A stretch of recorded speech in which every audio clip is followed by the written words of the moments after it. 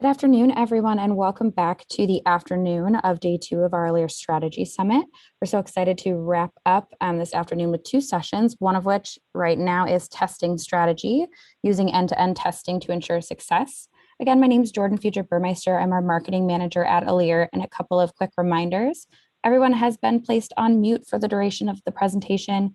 We are going to have a live Q&A at the end with Valentin, so please be sure to submit those questions either via the chat to panelists portal or the Q&A portal. We do have a couple of poll questions in here that require your participation, so keep an eye out for those. And a reminder, the next session's link will be sent towards the end of this presentation. With that, I will hand it over to Valentin. Thank you very much, Jordan. And good afternoon, everybody.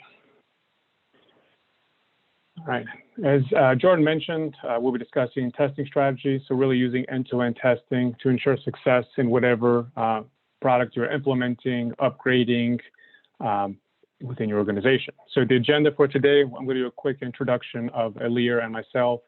We'll get into the testing goal, so the overall testing goal that should drive the entire testing process.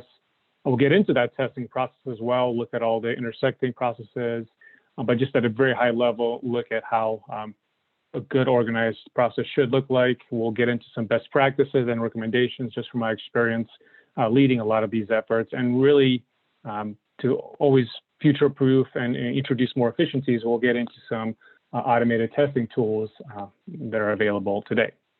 Okay. So a quick introduction of Elire. We were established in 2005, celebrating about 15 years, almost 16 years of business. And really, we strive to be a trusted advisor to all of our clients. We've had over 200 clients, 40 of which are Fortune 500 clients. We specialize in everything from PeopleSoft implementation, updates, strategy, strategic advisory services, cloud implementations, you name it. We've probably helped our customers with those goals. We are Oracle Gold partner as well, and a Quest partner. Okay. A quick intro of myself. I have 11 years of technical and functional HCM and ERP consulting experience. I've been a test lead, a PeopleSoft developer, a functional lead as well. So I've kind of seen testing from various vantage points. And in terms of the automation space, which I've primarily been focusing on, I've helped both financial and HCM, PeopleSoft implementations, and of course, cloud consulting by Selenium. So I've seen various automation tools and very vastly different applications as well. And I've built integrations between that and other test management software and designed a lot of our both reporting and interfaces through PeopleSoft and cloud applications. Okay. So I want to jump right into it and really discuss the main testing goal. And the sentence at the top really tries to sum it up. It's a very loaded sentence, but really building confidence in all levels of your organization that the resources can perform their tasks in a future state environment. If you're implementing or upgrading or completely switching it around, implementing new modules, whatever it may be, you have to build that confidence in all the levels of the organization, from the end users all the way to the top, to make sure that everything works okay. And then when you go live, this environment is going to work okay, and you'll be able to continue your operations like before, hopefully in a better environment. So, and all this starts, and it is very critical that you have a well-organized, validated, and approved testing strategy and approach. Okay, this literally the first thing you have to do is make sure you have a testing strategy. And not only just a testing strategy with version 1, version 2, and everybody forgets about it and you just go testing like you usually do. You really have to abide by this testing strategy. It has to be confirmed and followed to make sure that you accomplish all of your testing goals. Okay. Now, this testing strategy, it's really a vision, a strategy that encompasses all of the objectives you're trying to do. Are we just testing this module? We're not touching anything else? Are we implementing changes throughout the system? Are we going mobile? What is the actual objective, and how are we going to get to it? What are the environments? Obviously, you're going to have some non-production environments where you're going to be performing this testing, but those have to be laid out. When is test one going to be built? When is the UAT environment going to be built? Who's going to do it? So you have to, of course, look at roles, responsibilities for each of these pieces. And of course, the general testing approach, especially if you're trying to incorporate some automation, and everybody should strive to incorporate automation to save time, how are you going to do that? How are you going to inject that into your testing strategy and your testing plan? Okay, everything should be, of course, well documented and complete. Again, that kind of goes and echoes back to having a couple of versions. And yeah, we have a document somewhere, the testing strategy. That's not enough. It has to be complete. It has to be a well-vetted document, which outlines, like I mentioned, a lot of the roles and responsibilities from everybody down to UAT testers, who's going to perform what, when are they going to perform it, what the test moves are going to be, when system integration is going to start, when are the test moves going to start, when is the go live going to happen, and go no go decision criteria. Okay. Of course, integrations are a key piece that also needs to be outlined in this testing strategy. The prioritization of scripts, what the pass criteria is, and I've seen a lot of clients where if 80% of the system works, we can go live, but others, 99.9 has to work perfectly. If one little style is off, it's not critical, but, everybody has a certain comfort level with whatever application they're trying to implement, okay? And of course, you have to be able to measure, you have to have a mitigation and an issue resolution approach. If you have a test management software, how are you going to assign issues? Who's going to be the first one to triage them? And how are you going to go about fixing them and retesting them as needed, those testing assets? Okay. At this time, I want to open it up to poll number 1. Sounds good. So poll number 1, which testing tools or assets do you currently have at your organization? And this is a select all that apply. You have a full QA team, a test lead, test plans, a testing strategy, automation tools, or we currently don't have or have a limited approach. Give everyone about 30 seconds to answer here.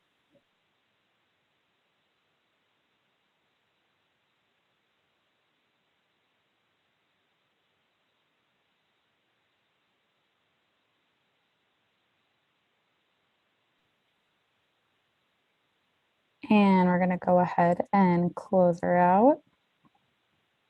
So it looks like overwhelming majority do have test plans, but kind of across the board when it comes to those other testing assets and tools. Back to you. Thank you. It was good to see those results. I even saw that many had automation tools as well. So that is fantastic to see that people are being proactive in the automation space as well. So good poll. Of course, I saw testing plan, I think, was leading that. So it's great to have a testing plan, test strategy. It depends on the vernacular and how you approach it. Maybe pieces of a test strategy are incorporated into your test plan as well. Right. And then, of course, what I want to discuss now is the testing process itself. And I kind of mentioned this at the beginning that I would go over what testing looks like. Of course, there's a lot of intersecting pieces to the testing process, but at a high level, of course, you'll start with requirements gathering, making sure that the design docs, all the new features, functionality, bug fixes that you're trying to implement, and go over are there the test planning piece and the test strategy, and of course the test case design would also happen kind of in that inception piece in the overall testing process. Of course, then you'll go into standing up those environments once you've figured out what the test moves are. You've started the development efforts in your dev environment. You've stood up maybe your test 1 environment or your test 2 or your UAT. That would, of course, happen in kind of the first tier of this testing process prior to any testing cycles actually happening and phases actually happening. So, and the development activities would be something that is kind of intersecting the overall testing process itself. Of course, then we would actually move into our recommended testing moves and cycles. Of course, that always comes with a unit testing cycle, followed by a system testing cycle, and we're going to go over them in a few slides. Then moving into some system integration testing. And I did mention right here in this red rectangle that testing automation can encompass that. It can be injected within those cycles, or it can completely take over a testing cycle. Obviously, for UAT testing, you're trying to build that confidence that I mentioned earlier. So you do want your users to always go in there in an interactive system, but it shouldn't be the first time they leverage a system. You want some kind of automation to maybe take over some of the repetitive tasks of unit testing or system integration testing, and really reduce your testing time, yet expand the scope of how much can be tested. So this is a great piece where automation can be injected. Okay. Then you usually move into, once you have a good, stable system, everything, if you have any retrofits, if your system is customizable or bolt-ons, You move into some performance testing cycles. You might get into some load testing as well. Maybe you're implementing some new blade servers or something, and you want to, do some hardware changes or optimize the database with your DBAs. You might do some load testing on that specific environment. And then, of course, you get into that user acceptance testing. And one thing to note is the training material. We try to be a champion of training materials, designing them, starting at the inception process and when the test cases are designed, because change is very difficult for a lot of our clients, especially with the ever-evolving applications, both stylistically and functional-wise. So it is really important to have that training material. And sometimes the UAT testing cycle is driven by that training material as well, and can be even further refined before it's released onto the general user base. Okay.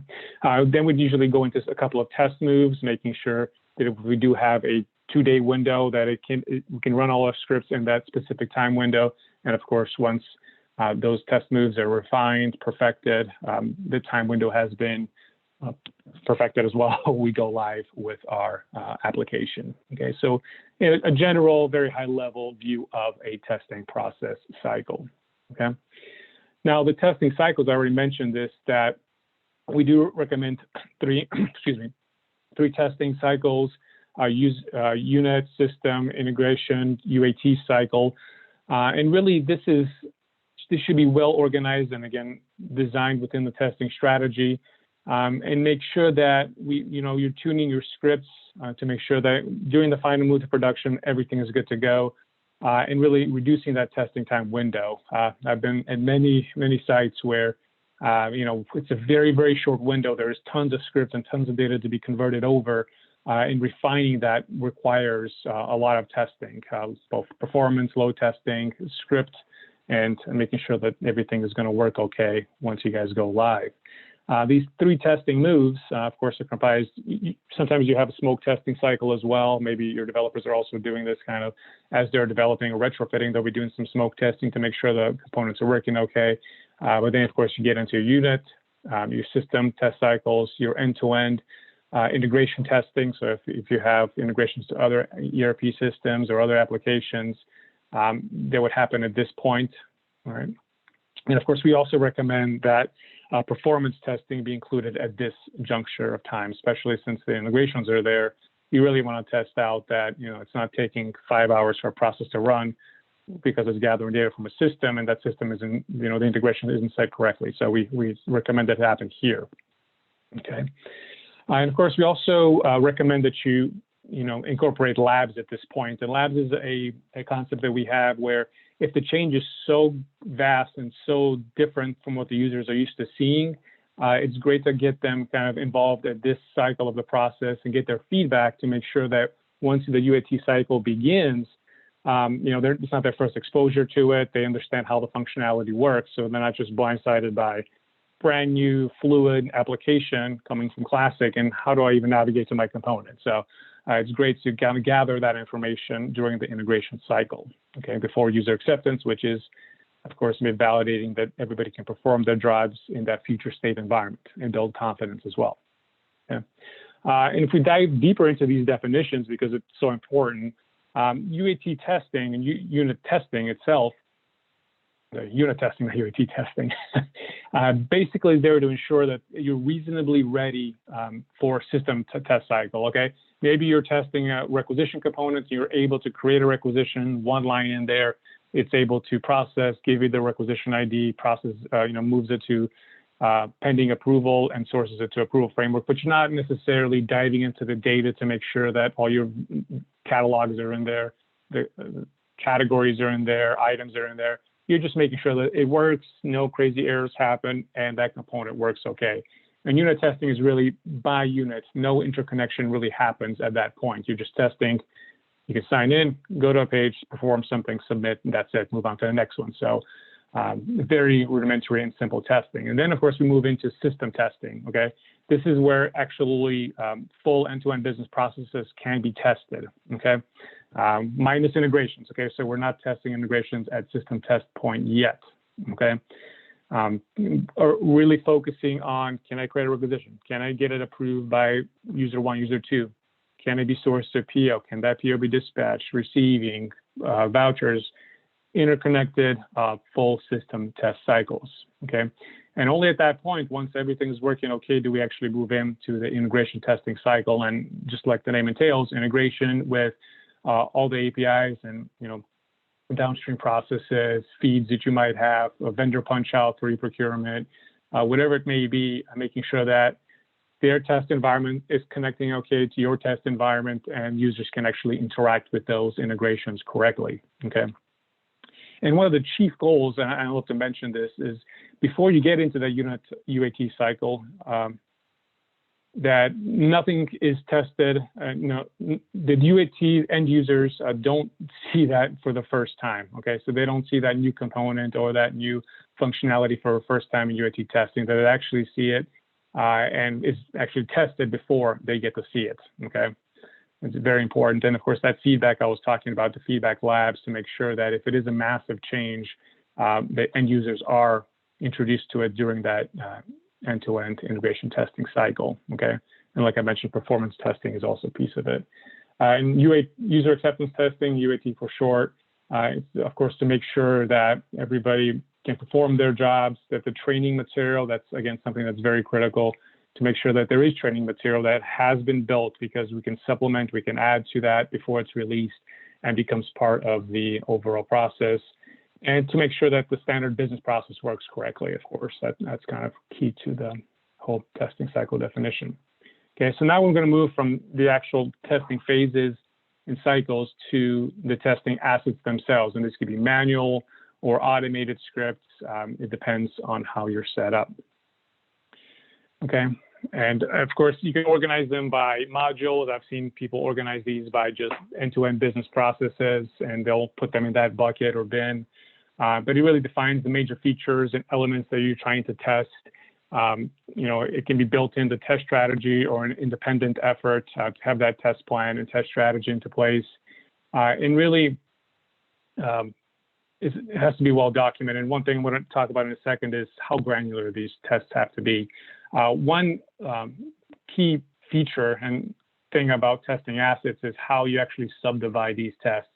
Do you just have a general script with one data combination and one end result, or do you have one process with 50 different data combinations and multiple, end results that you're trying to go for? So it's very important, the granularity to your tests, and that is well defined as well. So you can create one requisition or 50 requisitions. You could have positive testing, no negative testing, which I do recommend you guys have negative tests. And for those who have not heard of negative testing, you're just trying to break the component. I'm going to give it some kind of chart field combo that should fail. I'm going to give it some kind of user that shouldn't be able to access or shouldn't be able to approve something. So it's very important not just to give it that happy path testing, but really to look at how can I break the system. Automation actually allows you to do this in a much larger scope and scale to feed incorrect data and see what happens to the system. So you could have a negative test that actually passes because we're trying to break the system, or at least to prompt messages that come up warning the user that you're not allowed to do this, or not taking the user to a specific location. So it's very important to understand the scope of all your tests and how you're going to test each component and feature of the application. Okay, one consideration that's very important is to understand how granular these tests have to be. If your testers on any of the testing phases, they have years and years of experience, they know exactly how PeopleSoft works, they know exactly how to create a voucher, how to fill it out. You don't have to create a document that has every single screenshot and every nuance. Maybe you just describe what they have to do, give them the data, in the end result, but you don't have to spend hours and hours creating the most detailed, verbose script in the world to give to them. Whereas for UAT testers, especially if it's maybe a brand new module, they're not exposed to it, it's a very complex module, maybe you do want that granularity injected into your scripts before they get in there and actually use it. So you have to understand and know your pretty much audience, which would be your testing group. Okay, so it's a very, very important consideration. Okay, and that kind of gets us to how do you populate your testing script and your testing script repository? Obviously, it's driven by a couple of pillars. The first is to gather and review all of your functional design documents, scenarios, make sure your design documentations are in line with how your system is configured and customized, and of course that you take account of all of your generic business processes. You might have some custom processes, custom configuration, bolt-ons, whatever it may be, but you have to take this kind of sphere into consideration, multiplied by all the scenarios that you want to test, evaluate the risk. Obviously, some components, especially integrated or customized, might be at a more risk. Those that have high traffic areas, that are very complex, you have to gauge that and how much data you want to test. So something that, if you have a pool of 5,000 requesters in your system, that component itself, it's a very high value component. A lot of errors could happen. So you have to identify all the scenarios that you want to actually test for that component. You want to run 6,000 tests against ePro because you have 6,000 items and you have 5,000 requesters. There's a lot of things that could go wrong at multiple vendors or punch outs. So something like that could be a very risky component. So you want to make sure you have enough data and completeness in your testing for that specific piece. Whereas a downstream processing some kind of not bonus pay, but some small gift, that's probably not a high priority item as much as e-procurement or payroll, for example. So take the design, the functional design, all of the configuration, kind of multiply it, I guess, with the risk level, the data, and really combine that all into your test plan and consolidate it into your bundle, your testing repository. And then populate your scripts based on that, all these pieces, really. Okay. And one thing to also be, I kind of echoed it already, is the script priority. What is a high script? What is a normal? What is a low? A good example of this is, of course, calculating your payroll. Very, very high priority, if not the most important of all processes to make sure it works okay. Normal priority, year-end bonuses. I mean, some people would say that that's also a high priority. But really, what is the most critical to your operations? What is most critical for the interface that this application provides to the end user? If this person, he needs that item for the whole company to be able to function because that router switch is the main interface and he's not able to request it because the ERP system is broken, well, that's a very high priority. Whereas calculating, anniversary gifts, that's the one I was trying to think of, is probably a low priority.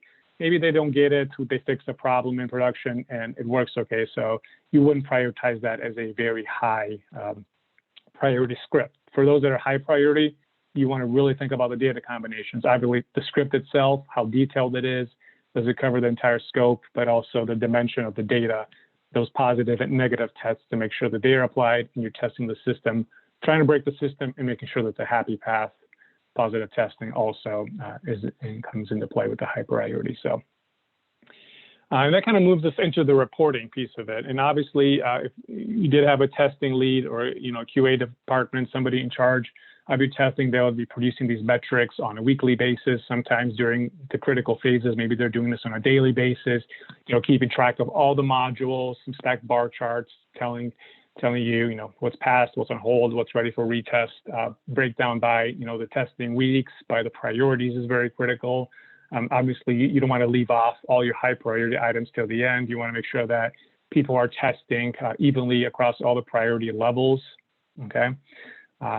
And usually we have also a tracker. So various metrics, this is a dashboard that we have in one of our favorite tools, Smartsheet. We lead a lot of our initiatives with Smartsheet, a fantastic application that we leverage. Okay. Another reporting piece that we have, this is in the PeopleSoft space, is Pivot Grid. So this is just a purely vanilla component. And because of this, some of these automated testing tools like the PeopleSoft test framework, you're able to actually store the results data, interpret that data using just features that are vanilla to that application. So you're able to build queries, you're able to build composite queries, pivot grids, and really look at that holistic view of all the modules, what has broken, and then drill down into the results. Okay, for workforce admin, I have a couple of passes or a couple of fails, drill down to the results.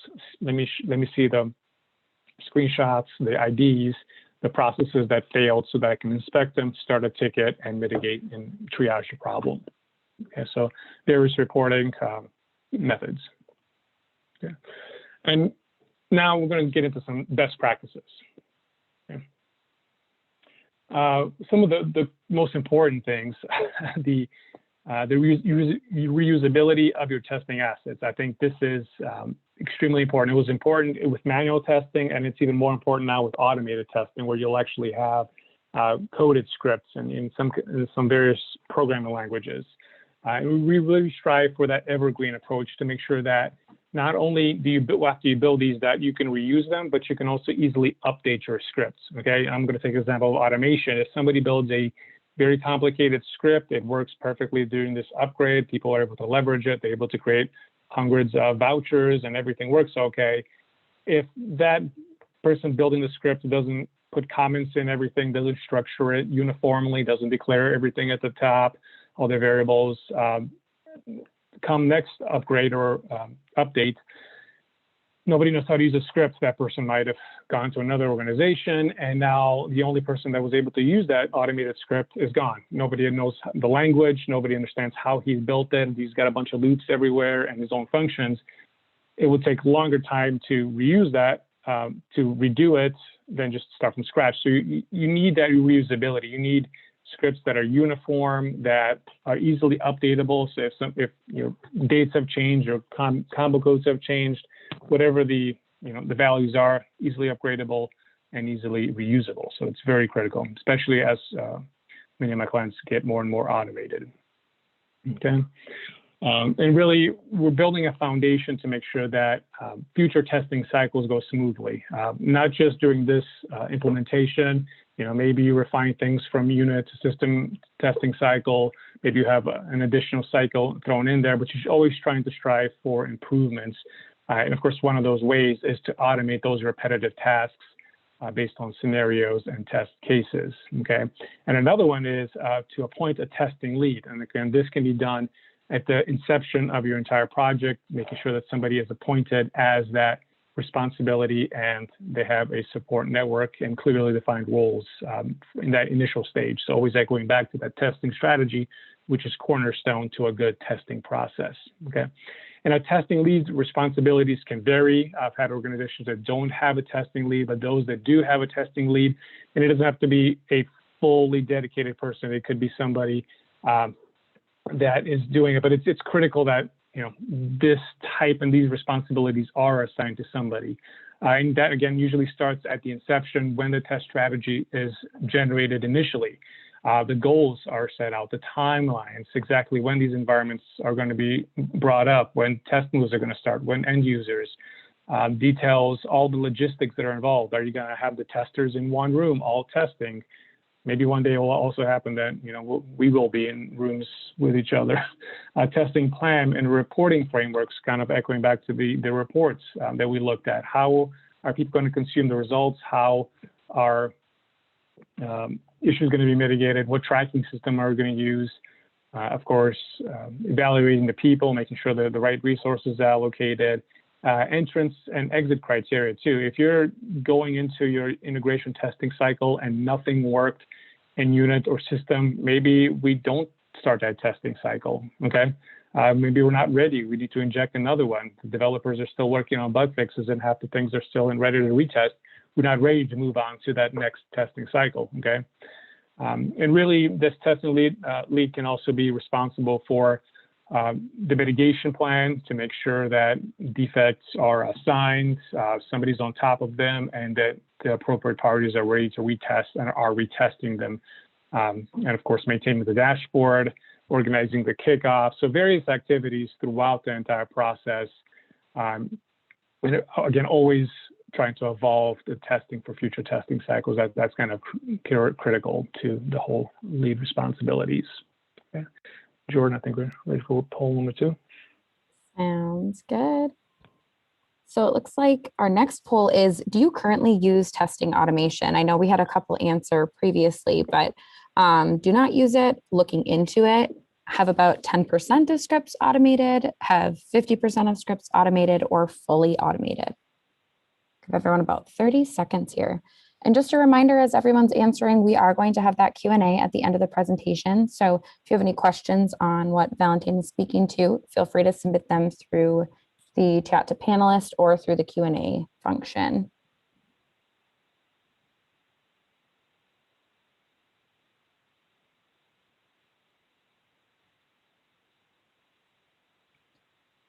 Okay, so we're going to close this out.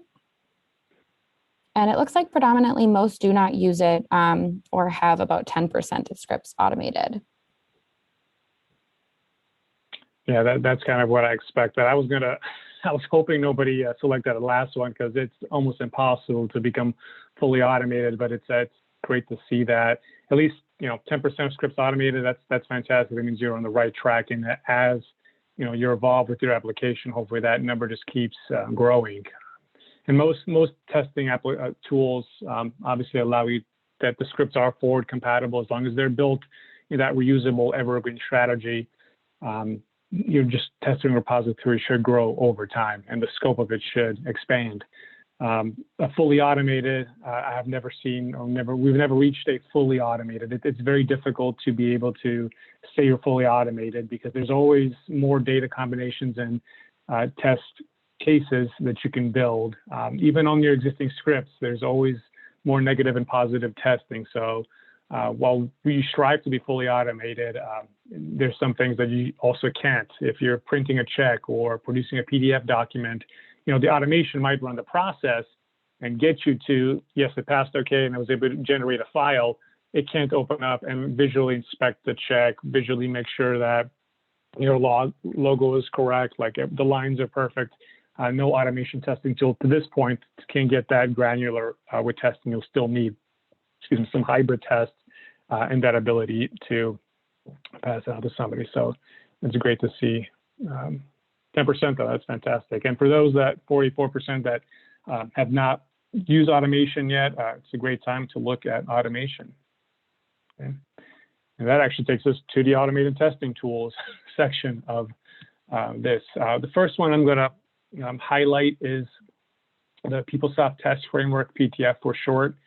So this is a tool that was introduced about 11 years now. And it's really meant to streamline these repetitive tasks and really expand the scope of how much you can test. I think that is, reduction in testing time is fantastic for automated testing tools, but how much you can actually test against a given component, those high critical components I talked about, that is fundamental in any system, okay? This tool also allows you to store your script in the database. So wherever you're testing, the actual assets themselves live in these databases. They're actually part of the life cycle management of the tool itself.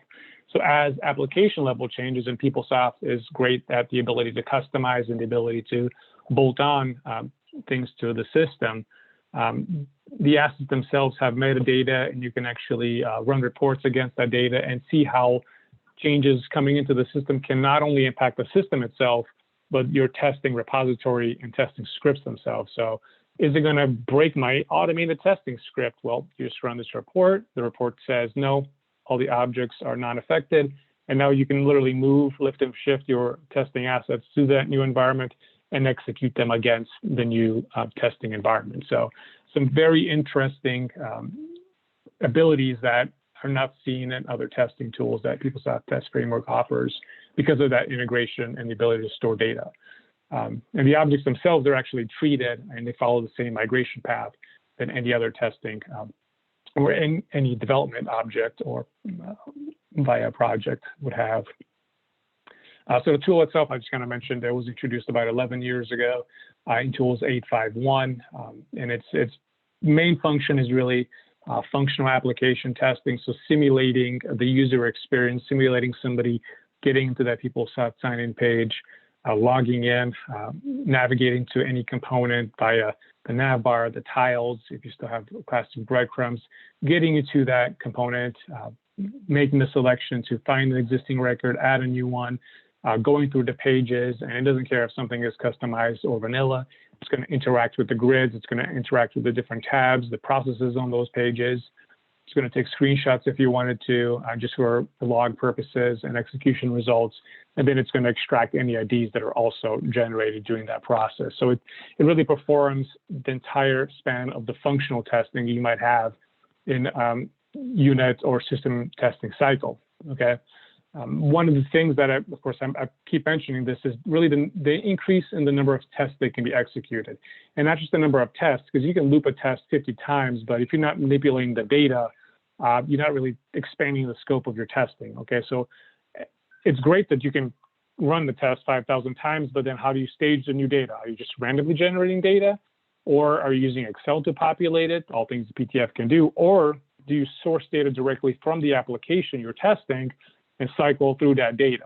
Okay, that's the power of the PeopleSoft test. You can source it, cycle it through a loop, create a requisition for every requester in your system, for every data combination. I mean, the scope can expand exponentially from what manual testing was able to do.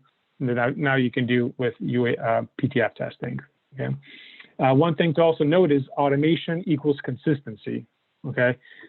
That consistency, I mean, it's robotics. When a car is built, that machine is going, picking up that piece of metal the exact same way down to a millimeter and placing it in the exact same location.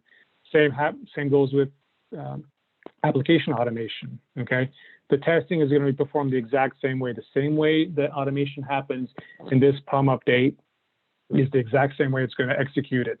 Yes, there's going to be some changes, but some of these delivered reports that come with the tool allow you to kind of tweak the test and get it ready for those new changes that PeopleSoft might introduce or your developers might introduce through retrofits. So it kind of takes care of what if something breaks, but the consistency is there. And that's very, very important to know that you'll now have the way that it executes is going to be consistent going down in your future state. Okay. Of course, reduction in testing time. I mean, obviously that's why you usually do automation, is to reduce the testing time, your testing window.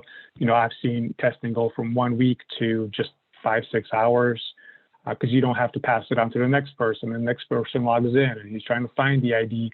This thing is just flying through, creating recs, approving them, sourcing them, dispatching, receiving, whatever it needs to do. It can do it in a much faster way. And you can execute them at night, over the weekend, whenever you'd like. Okay. This is, of course, a recording playback tool. And I already mentioned that these are managed objects, so they're actual pieces that live within the database. They're literally stored exactly under the same security as the rest of your data. And these clients can execute the same test. So you could have, you know, an entire QA team that all open up the PeopleSoft test framework. They're all playing the same test if they wanted to, or creating tests, setting data, running, whatever they need to do. All of the data itself is also stored in the database. So it's a very unique architecture to other testing tools where you might have, you know, like a Selenium that you're building in like an Eclipse in the Java language. It's completely independent from your cloud system or whatever system you're testing. Anytime there is a change in those applications, you literally have to go back and line by line try to figure out how your automated script will change, if it's going to change, and get it ready. This thing is kind of interconnected with the application as it's evolving over time. Okay, even the security is governed by PeopleSoft security. So a very unique architecture to other testing tools out there. I kind of mentioned this already. Some of these, trying to get rid of this docking. There it goes. The automation testing analysis and really the gaps that this is capable of introducing, so you can actually run a coverage report that tells you, you know, you have a bunch of stuff coming in your system, your purple circle right here, all your automated tests, and suddenly you have this gap. You have all of these objects that either don't have a PTF script for them. So you're really able to objectively look at the scope of your testing and to make sure that you are covering all your bases. So automation is able to do that fine analysis whereas it would take days and weeks for any developer to actually analyze manual scripts and parse through all of those to figure out if a button click is actually tested. So very quick gap analysis of your testing. Okay, and if there were any changes, a test maintenance report, again, just part of the vanilla PeopleSoft package, allows you to bridge the gap between application versions. So if something were to be there in pump 28 and it's gone in pump 35 because it was either altered or changed by PeopleSoft, it bridges that gap and tells you these are the impacted items. You feed it into another tool in PTF called the mass update. It cycles through, upgrades your scripts, and you're ready to go with a new cycle of testing with automation. So really interesting reports that I have not seen and other testing tools that PTF offers. This is a quick video of kind of showing, an automated test versus a manual test. Obviously, on the left-hand side, the PTF test is going to run through kind of the same scenario I've been showing you or describing last couple of slides, kind of creating a requisition, approving it and building a purchase order directly from it. So on the left-hand side, in 20 seconds, it was able to create the requisition. It even knows to grab, the rec ID, since those are dynamic off the page. I think it's going to log in as a different user now, simulating an approval. It's going to search by that, newly created a requisition. Okay, this one, I guess, it's budget checking actually, and approving. Okay, logging in as another, this logging in as a buyer, and actually going through and creating a PO directly from that rec. Whereas on the right side, the manual tester, he's still busy filling out, the single line on that requisition. So much faster process with automation. It's able to fly through the pages significantly quicker and get your testing going. So, and it knows, the IDs and the way the data flows from one test to another is very critical to make sure that, yes, the requisition IDs that be used, the buyers, are you manually defining who the requester is, who the approver 1, 2, 3 is, who the buyer is to create the purchase order, or are you letting the system itself try to figure that out? Randomly select somebody who's a requester, randomly select a buyer from the pool and make sure that those specific individuals are able to perform their functions. Again, we're always striving to build confidence and make sure that our system is ready for that future state. Okay. And of course, PeopleSoft is great, and there's great tools out there for testing. But one thing, a growing area within the ERP space is software as a service tool and cloud applications out there. And for a lot of cloud applications, obviously you might not be able to customize and really have, on-premise, non-production environments, but you will have probably a shorter window to test your configuration, to test all your transactional data or your integration points. So I've seen this even shorter, almost like 2 weeks for some instances where, before this patch is applied to your production environment, you have a 2-week window to kind of test things out to make sure everything's working okay the way you were configured. So really this lends itself a lot more to automation. Okay, so you really need to adopt even more further automation for some of these ERP systems. Okay. And the script staging as well, this is again very critical. It's how you stage these scripts also must be automated. You have to somehow figure out, are you going to randomly generate the data? Are you going to somehow source it from the system? You got to prep that before that 2-week window appears. And how are you going to do the reporting and mitigation as fast as possible? So even higher degree of automation. We have, of course, several tools that help within the cloud automation space to make sure that you can go through that payroll parallel, everything functions correctly. And again, that's a very high critical item. So making sure that it works okay and it's perfect. Okay. This is another tool. This is an application tool that also allows you that. Now, this is a project from PeopleSoft to cloud. It's got various scripts. Users can run them. And this is, of course, the front-facing UI. Testing is actually happening on virtual machines. Users are able to come in here, look at their script library, enter in time for projects, version 1, they will run their test, and then, of course, interpret the results and what happened in that automated test, as the automated test is running on virtual machines in the background. So we have various tools to actually help you with cloud testing, including Selenium testing. Okay. So the key takeaways, I know we're kind of coming close to the end. The key takeaways, and I want to, again, echo back to this very, very important word, to build confidence in all levels of the organization that the resources can perform their tasks in the future state environment. That confidence, building that confidence is absolutely critical, okay? And that happens during these testing cycles. So it's critical to have that strategy in place. That is literally the first thing you need to do, a testing plan and a test strategy to make sure that it's verified, it's followed, the test lead, if you do assign the test lead, is following it, of course, but that individual or collection of individuals have to be there at the inception to make sure they understand all the pieces to the test strategy, okay? Automating repetitive tasks, okay? And not just repetitive, but expanding the scope of how much you test. It's great that you're removing, some time wasted people constantly going in there, creating requisitions or entering journals, but really expand the scope of how much you can test. And automation offers that, the expanding data pool that you can test with, along with that consistency I talked about. Automation equals consistency.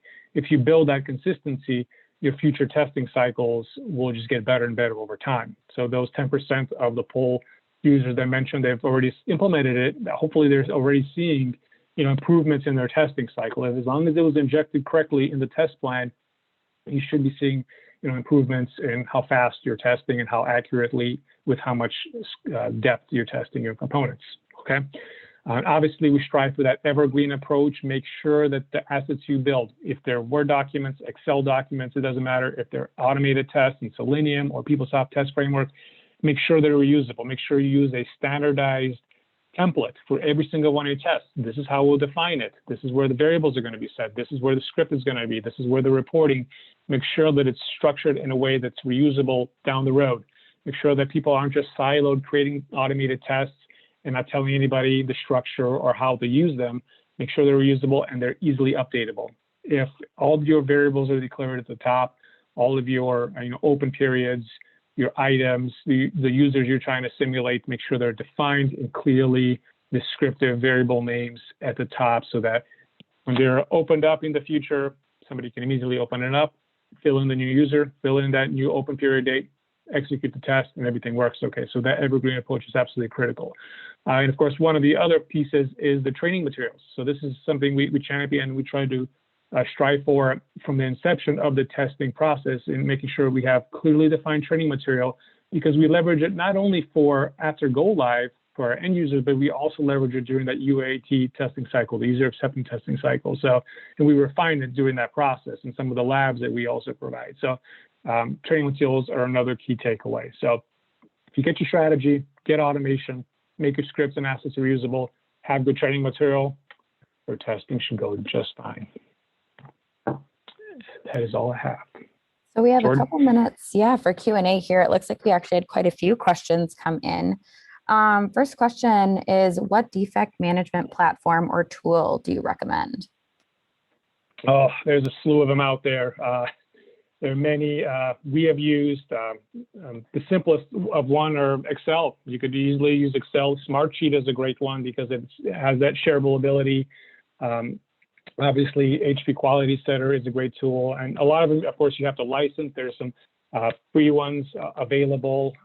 There's one that's pretty well priced. I think it's the Catalan suite that I've also leveraged that is very good.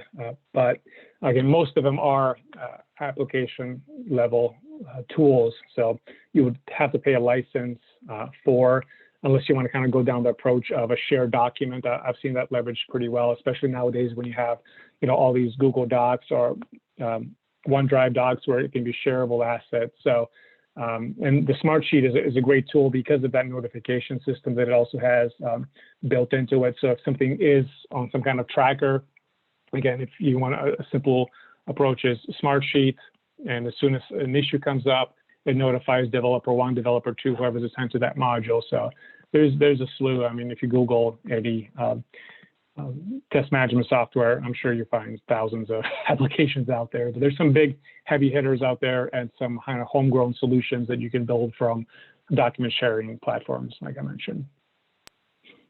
Excellent. And does PTF have reporting, or is this an Elire product?